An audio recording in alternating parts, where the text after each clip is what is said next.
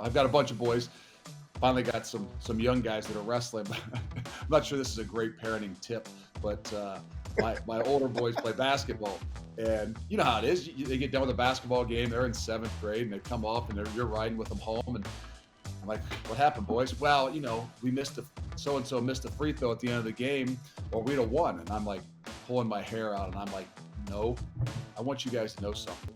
Had you been wrestling, you'd have got in this car with a bloody nose and a black eye, and you know exactly why you lost and what exactly happened because you're the only one out there." My wife looks at me and thinks I'm absolutely insane, and we finish and we drive home, and I think the boys by now just kind of chuckle at it, but I hope they understand what I mean. It's a sport where there's no hiding.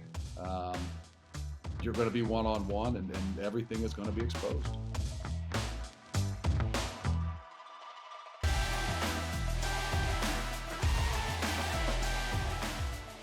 This episode of Beyond the X's and O's is brought to you by Baya Energy Drink. Welcome back to Beyond the X's and O's, and today's guest is Coach Luke Fickell from the University of Cincinnati. And boy, this might be my favorite conversation to this point. We talk about growing up in Columbus, Ohio, and how big high school football was, like we do with every coach. We talked about wrestling. We really get into the value of wrestling. He was a three-time state champion wrestler. Talks about the goal setting he had as a young person, wanting to be a four-time state champion. Because he wasn't, some of the lessons he learned on that journey. Talked about how he gets to Ohio State. Obviously played with these incredible players at Ohio State. Goes through a laundry list of NFL Pro Bowlers and Hall of Famers they had the fortune to play with. His coaching journey, which was accelerated. He gets a room at a really young age at Akron, and what he learned from that, getting back to Ohio State.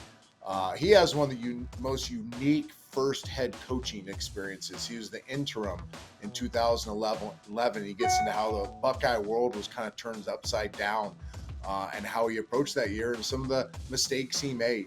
But please, the meat of this conversation comes late in the show. Coach does as good a job as anybody I've ever talked to about admitting a mistake that he made his first year as the head football coach at the University of Cincinnati. And he goes so far to say that, listen, I messed this thing up. I went in with a mentality of compete, and I lost what the one big thing was. And he goes on for about 5 minutes about what building a team is all about. If you're a CEO, if you're a player, if you're a coach, if you're in any leadership position, you must listen to this piece that Coach Fickell shares with us, the mistake he made and how he corrected it, and the revelatory dinner he had with his seniors that kind of enlightened him to where he had missed the mark with his football team. He talks about what it means to be a Bearcat, and forever in my mind, this idea of earn it, own it, represent it will be seared into my memory because that's the core values of Cincinnati football. Guys, I'm telling you, we've had some great conversations. In my opinion, this is the best one yet. I hope you enjoy as much as I did. Well, super pumped to have Coach Luke Fickell from Cincinnati Bearcats on with us today. And I've gotten to know Coach pretty well through the recruiting process. So I'm excited to hear all the things he's done at Cincinnati, but even go back to his playing days. And I'm really excited to talk about his playing days. So, Coach, let's start there. First of all, thanks for being on. Oh, appreciate you having me. And if we're going back, you know how that works. We always got a lot better now that we're a little bit older. So the further back you go, the better you were. Well, let's do that. Let's trick the audience and tell everybody how great you were at St. Francis de Sales High School, Columbus, Ohio, big football state. What was Friday nights like at de Sales? Well, we were fortunate since we actually got to play on Friday nights because it was my freshman year was the first year we actually had a stadium. So before that, some of the private Catholic schools didn't have stadiums, so they'd have to rent the field. So we'd always play on Saturday nights. But I was fortunate enough, obviously, to be able to play on Friday nights, and it was a big deal. And I was, like I said, it's a school that my parents both went to. Historically, it had a great football program. Only had one state championship under their belt when I was there, but then not when I was there. But since then, has obviously added a few others. But it was a big deal. Sports in general were a big deal. Wrestling was a big part of it too. But nonetheless, the passion for me grew in football there at DeSales.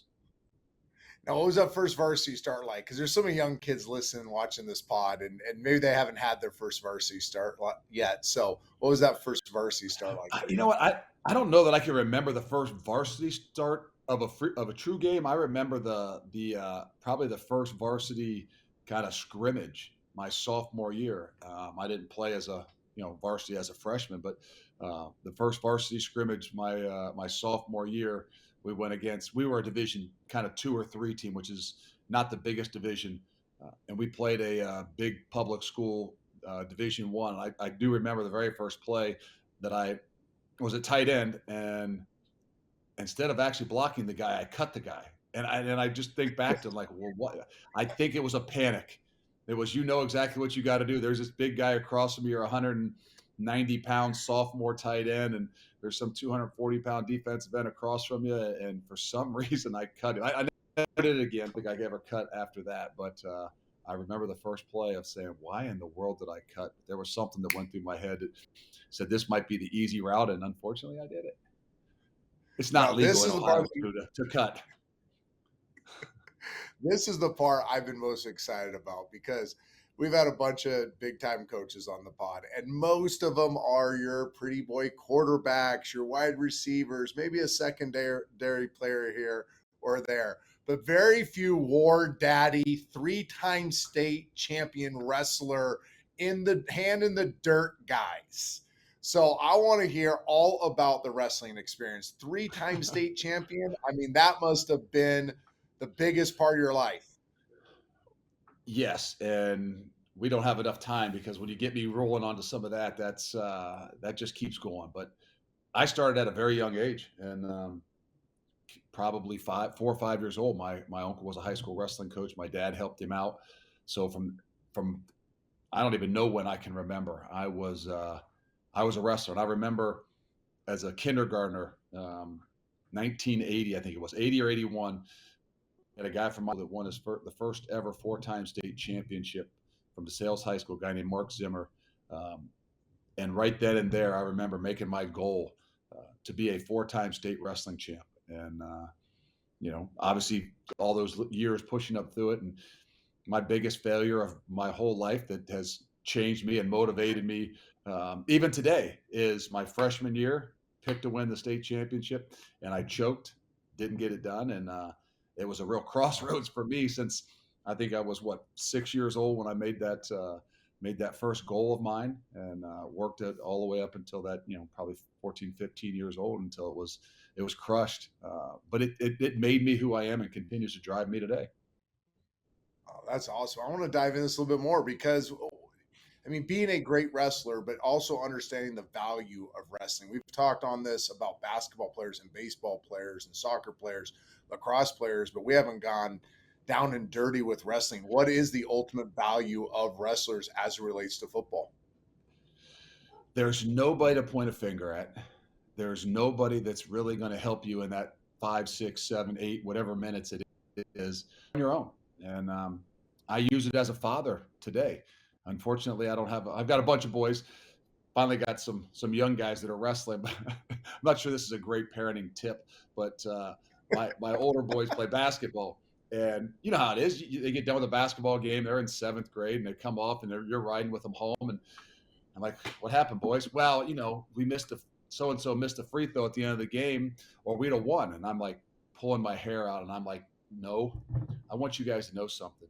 Had you been wrestling, you'd have got in this car with a bloody nose and a black eye, and you know exactly why you lost and what exactly happened because you're the only one out there and you have nobody else to worry about. But right now you get in the car and point the finger at somebody else and say, well, if they'd have just made their free throws, we'd have won. When in reality, you'd have been taught a lot different lesson in a different way had we been wrestling.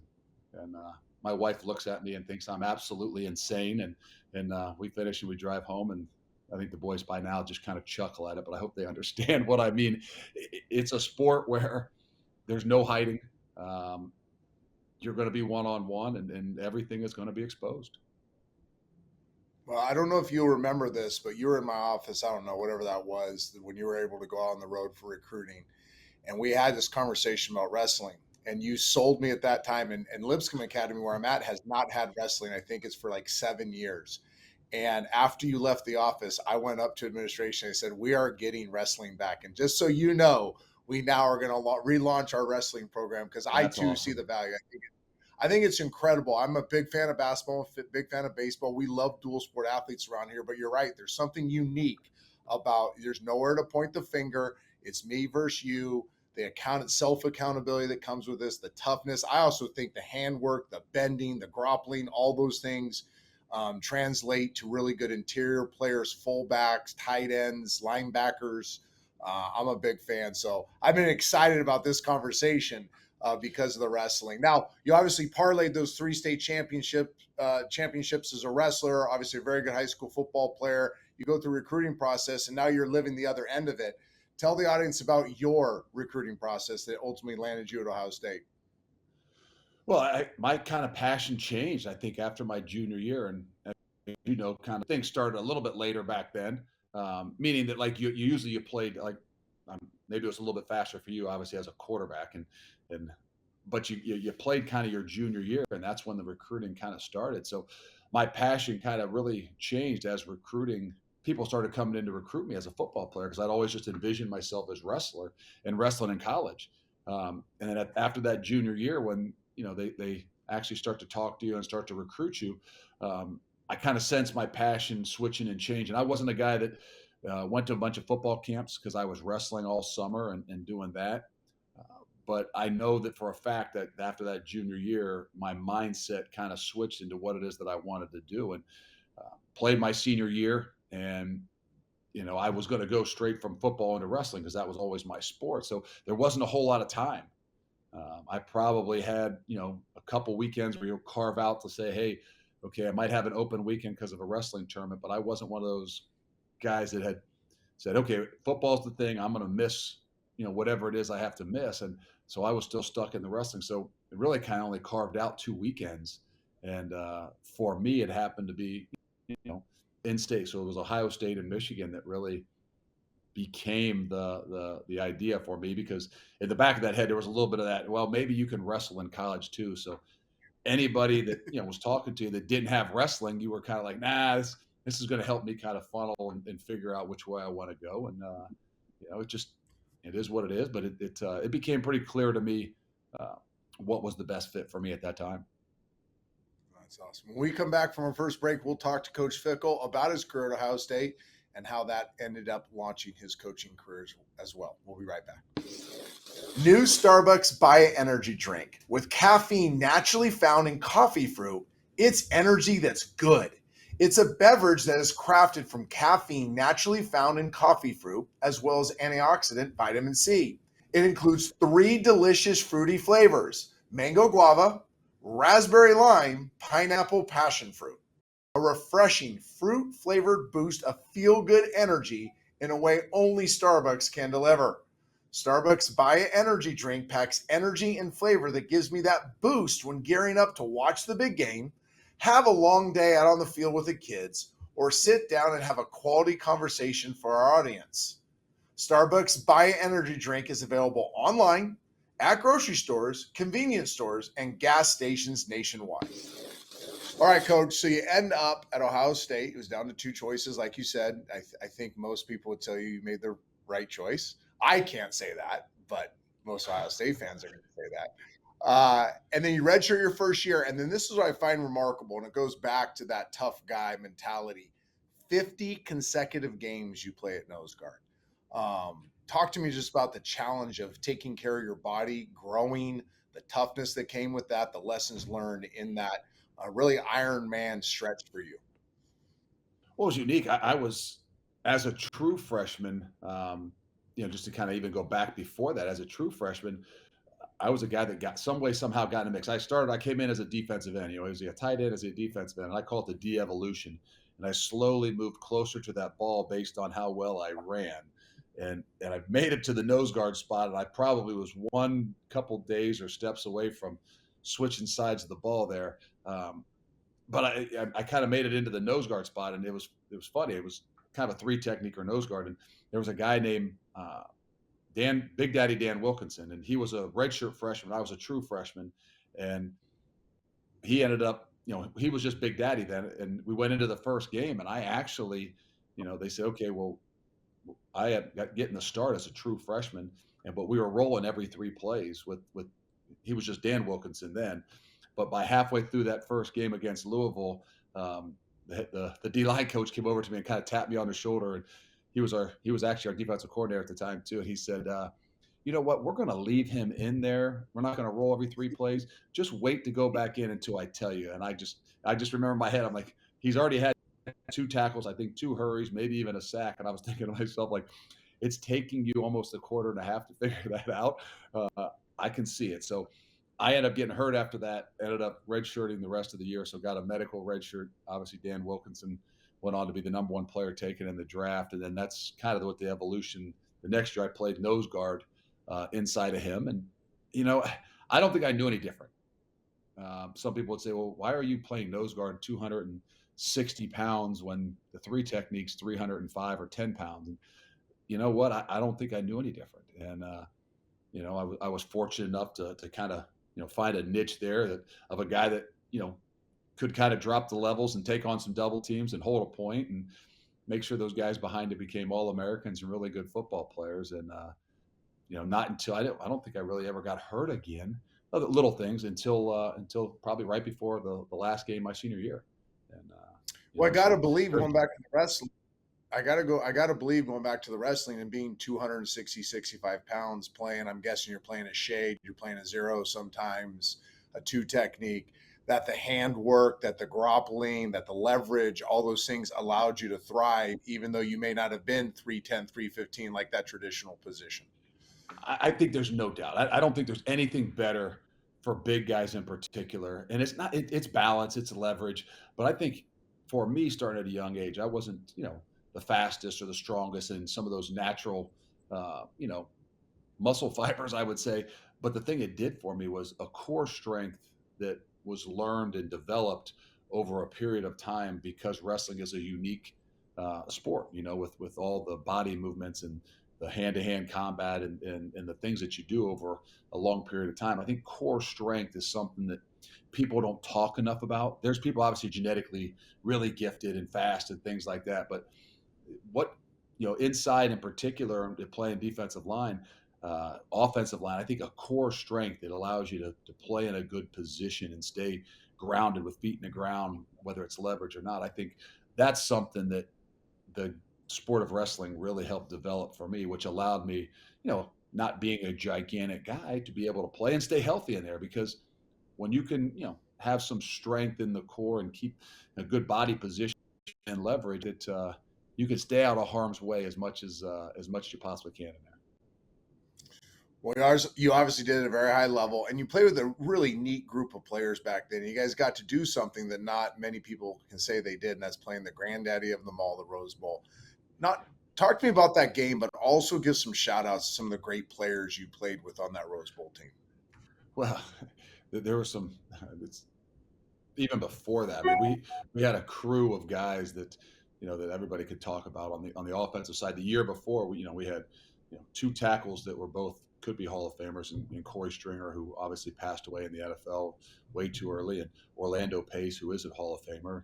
And the guys in the back end there, getting the ball was Eddie George. The quarterback was Bobby Hoying.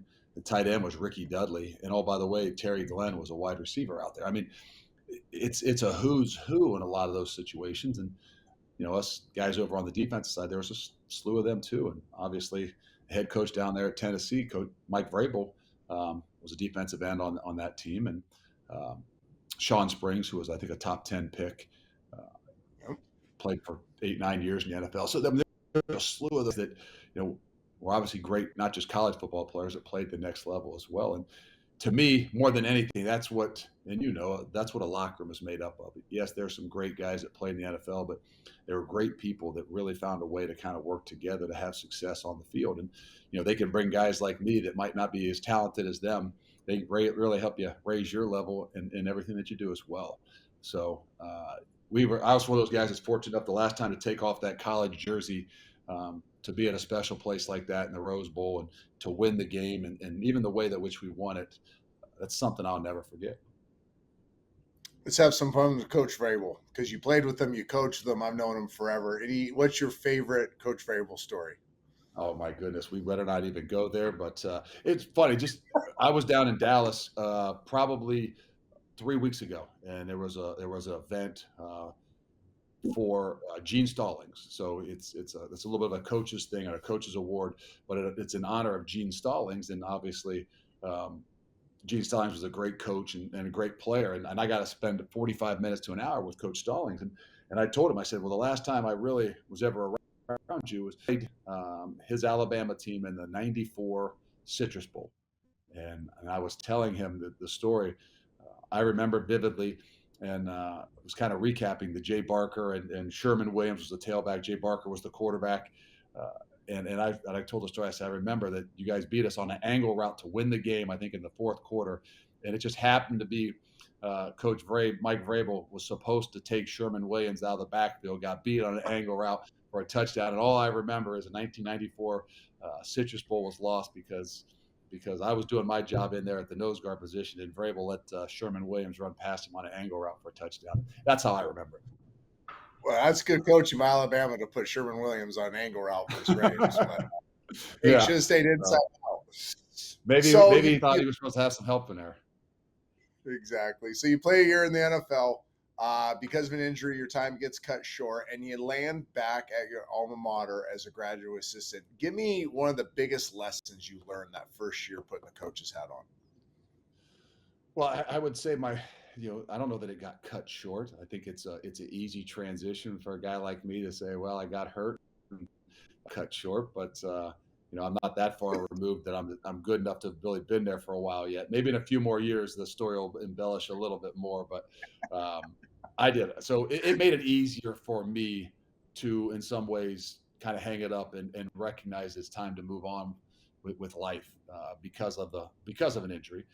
But it kind of took me, the injury itself really helped me kind of figure out where I wanted to go, because I had this vision of, I would never want to be a coach. I was always I'm going to go back to school. I was going to be a doctor. I was going to go to med school. I was going to be an optometrist. All the way through college, that was the plan.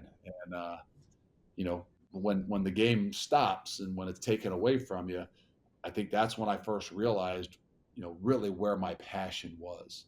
I never, ever had thought about coaching. It's funny that we just talked about Mike Vrabel, because he has always said that he was going to coach. And we lived together for 4 years in college. And I always said, why would you do that's crazy. I would never do that. Here's what I'm doing. And I always had that plan. And I remember laying after I blew my knee out in training camp in Wisconsin, because New Orleans obviously went to West for their training camp. And that's when the first real time I started to reflect and try to think about what I was really going to do when this thing ended. And I started to really kind of remember back to all those guys that had such a huge impact on my life outside of my parents. And they were all coaches, whether it was, my uncle who started coaching me in wrestling when I was about 5 years old, all the way up through, Little League football. I was coached by a guy named John Hicks, who was obviously an Outland Trophy winner, second in the Heisman as an offensive lineman. Was a great player at Ohio State. But, to my high school coach, to all my college coaches. And it really kind of hit me that, wow, this has been such a part of my life, not just football, but coaching in general, and those guys. And I remember laying there in Wisconsin thinking, okay, you know what? My passion changed. I'm going to be a coach. And that's where, when this thing is over, whether I'm healthy, get healthy, whatever, I'm going to be a coach. And as I rehab, that's what I started doing. I went back to Ohio State. I volunteered as I continued to rehab through that next year, trying to, get some opportunities to continue to play. And it became really evident to me that this was the route I wanted to go because of what those coaches had meant in my life. And I always tell people, I said, those who can do, those who can't coach. So at some point in time, if you have that passion and that love and you need it that bad, once it's taken away from you, you got to stay in some version of it. I agree. And at a young age, you get launched. So you do your 1 year GA role, and then you get launched pretty early to have your own room at Akron. For a young coach, getting your own room, defensive line room, what was that like? It was a huge step. Actually, the best thing that happened too along that line is I was a GA at Ohio State for one semester, and I was a GA for all the guys I played for that had coached me, and there was an opportunity for me possibly to get hired on at Ohio State.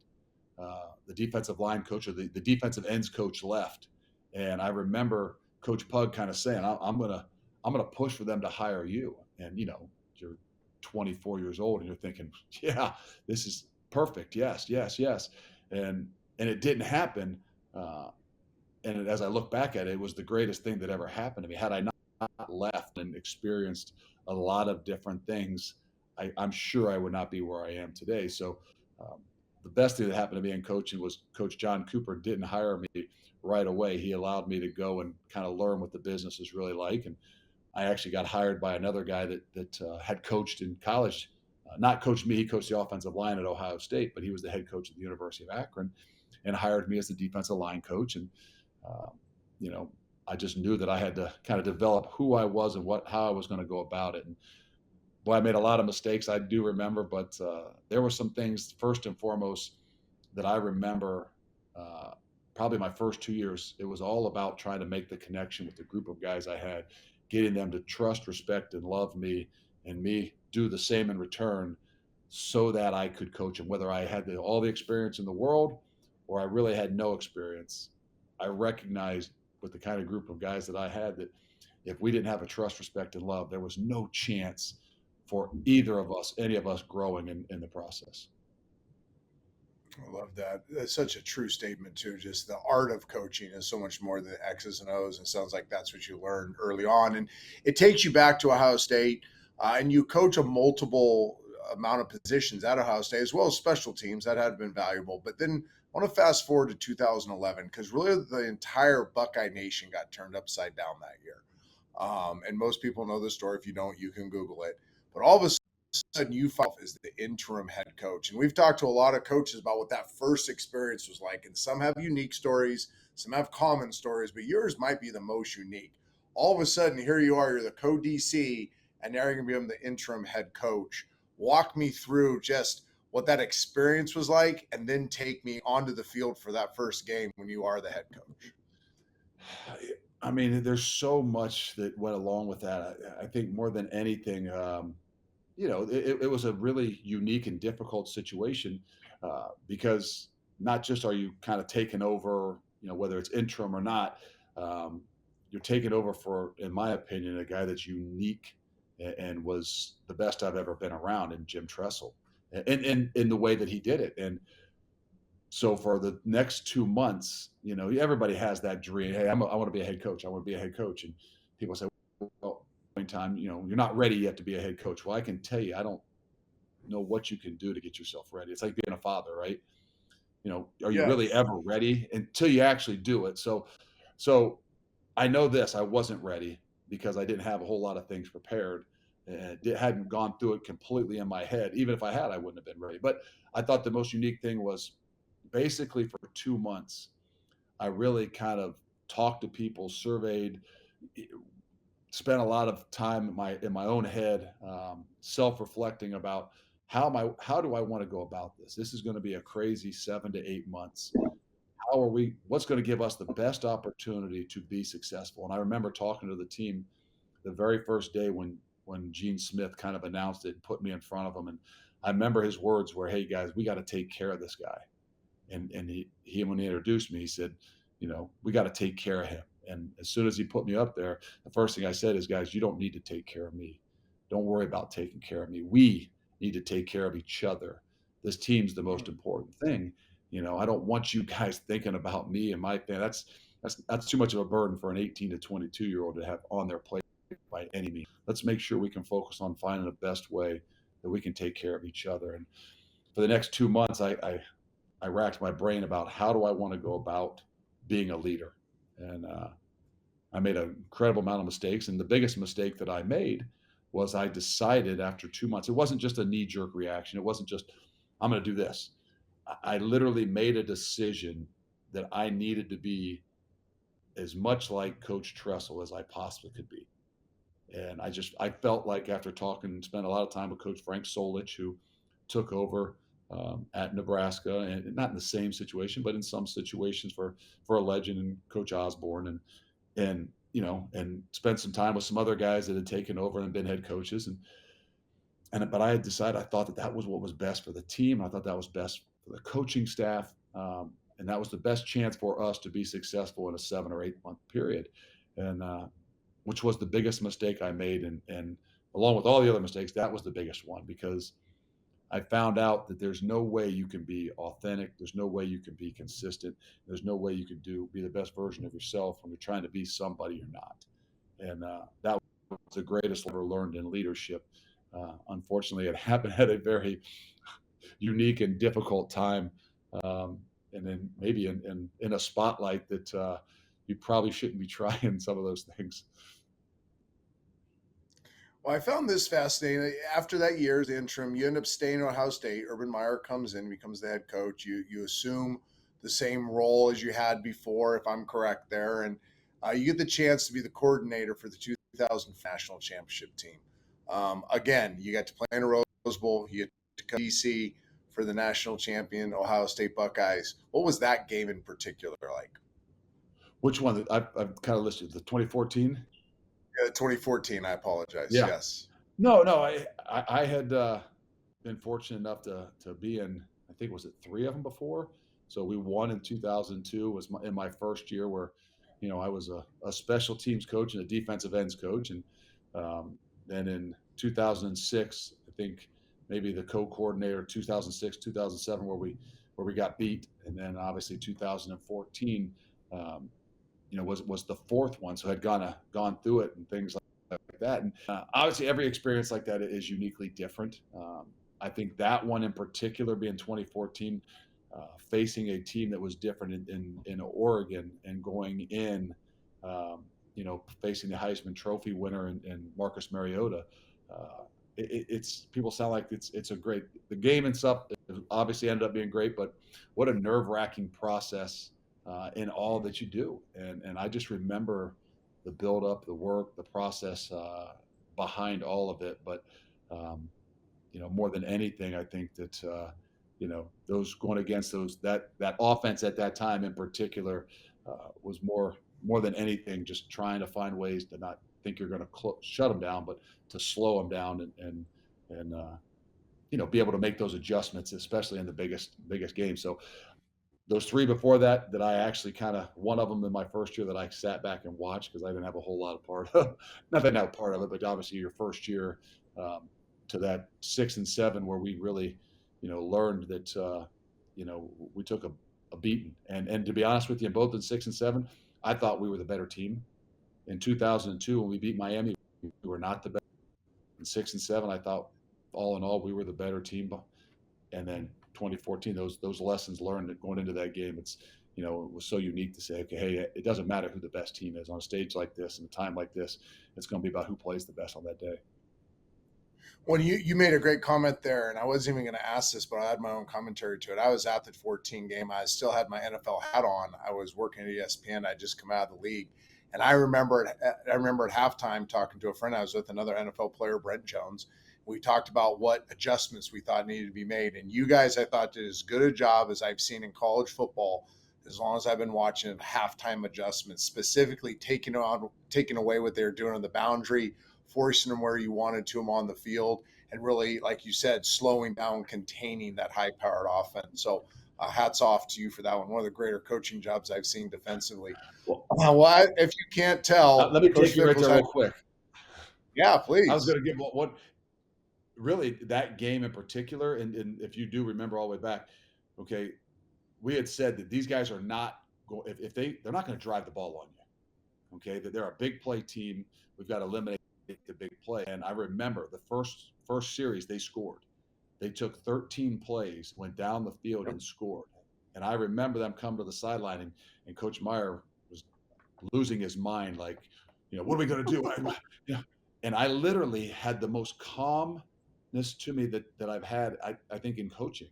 And I sat the guys down the sideline. I said, we're in perfect position here, guys. 13 plays. All right.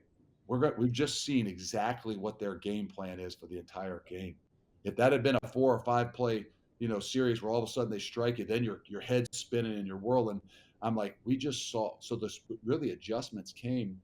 Yes, a little bit of halftime, but as much of any adjustments were made after that first 13 play drive, where we saw exactly how they were planning to do everything they were going to do in the attack, because we found a way to make them kind of methodically show their hand in a lot of those things. So, yes, there were halftime adjustments, but after that first series, I thought that we as a whole did the best job at recognizing and not panicking on a lot on saying, hey, they scored, but they scored our way. That's incredible. Well, we'll be right back from our next break, and we will get into the incredible turnaround that Coach Fickell and his staff has had at the University of Cincinnati. We'll be right back. Here at Beyond the X's and O's, we don't shy away from real-life conversations. And today, we're talking about one of the most taboo topics, finances. U.S. Bank offers a wide range of credit cards for a wide variety of financial needs. And one of its most useful cards is the U.S. Bank Visa Platinum Card. With a low introductory APR for 24 billing cycles, this card is a tool for getting ahead. The U.S. Bank Visa Platinum Card is a savvy financial move for large purchases, unexpected expenses, and balance transfers. And with the ability to customize your payment date, this card gives you control over your financial future. Apply now at usbank.com/platinum. With the U.S. Bank Visa Platinum Card, you can be worry-free for the next 2 years. To see if you qualify for the best introductory APR out there, visit usbank.com/platinum. Limited time offer. The creditor and issuer of this card is U.S. Bank National Association, pursuant to a license from Visa USA, Inc. Some restrictions may apply. Well, back to Coach Luke Fickell. And Coach, I got to admit that of all the coaching jobs I've seen, let's call it the last 10 years, I think what you've done at Cincinnati is as remarkable as anything. You inherited a program that wasn't great. The first year wasn't great. And since that time, you have built such a strong foundation, 44-7 over the last 4 years. And now a top 10 recruiting class. Just as long as you want, take me through that building process identified early on and maybe the core values that have been the foundation of Bearcat football since you've been there. Well, I think that, obviously whatever it is that you inherit, there's always players. I think I learned that from Coach Meyer more than anything, that there's always, every program and team has players, It's not that. I mean, some are a little bit better than others, but by nature, there's enough players there to win. It's finding ways to get those guys all together and going in the right direction. And, whatever it is that we inherited for an 8 team, that in year one, we actually ended up 4-8 as well. It should have been probably 1-11, to be honest. There were 3 games where people handed it to us just on complete mistakes. And from that team, I think we had 4 guys off of that first year go. One guy drafted, but 4 guys make an NFL roster. So there was talent on that team, but we had no team. And I think the greatest transition that we did, it wasn't that we changed where we were recruiting, because by nature, they had recruited a lot of recruited Alabama and Georgia and Texas, because that's where the coaches were from. They had recruited a lot of junior college kids, just because that's what the coaches before us had known. But you can't change things by thinking you're going to, go and start to bring your own guys in. I mean, before that, you could only sign 25 guys. So we had to find a way to make sure that we had enough players. We had to find a way to create a team. And the greatest thing that we did was, from year 1 to year 2, was recognize that, hey, let's don't complain about the players that we got. Let's find a way to make sure that everybody believes in the things that we're doing. I think setting the foundation there of that trust, respect, and love that I talked to you, that I've already mentioned, was what I forgot in year 1. Year 1, all I thought about was compete. Let's get these guys to compete. The reason they've lost is because they haven't competed. And at the end of year 1, I recognized that, okay, where they're competitive and we're competitive, we have no team, and we have all these individuals. And I thought we did a really good job going that next off season and into that next year of really trying to find a way to build the lot more than anything else. Not, the recruiting class, which is a part of it, but build the locker room, the guys that you got within there. And we did some, what I would say, some high school stuff, whether it was take retreats, put guys in group, make sure guys got to know each other, so that you had that respect for one another because you know a little bit more about their background of where they've come from. And unfortunately, it took a whole year and one enlightening opportunity of the last meal before our last game when I recognized that nobody on our team really knew each other. Um, from that moment on, everything was focused on, hey, just building a team. And by nature, if we get that trust, respect, and love in that locker room, it's amazing what can happen. And we saw it, and then we saw it kind of really come full force onto the football field when in that second year, I think we won 11 games, but we were probably better than not half the teams we played individually, but as a team, it was amazing. We found ways to win, and we did that in year two, and then we started to become, I thought, better than other teams in year. Well, we did it in year two, but then in year three, we still were the same way. We weren't better than teams individually, but better as a team. And it wasn't until 4 and 5 where we actually started to become like we had better um, all around groups and players maybe than some other teams. And but it was still about finding a way to win as a team. And that's where the foundation has come from. That's where the foundation has to stay is making sure that locker room, more than anything, has that trust, respect, and love, and recognizes that's what wins championships more than anything.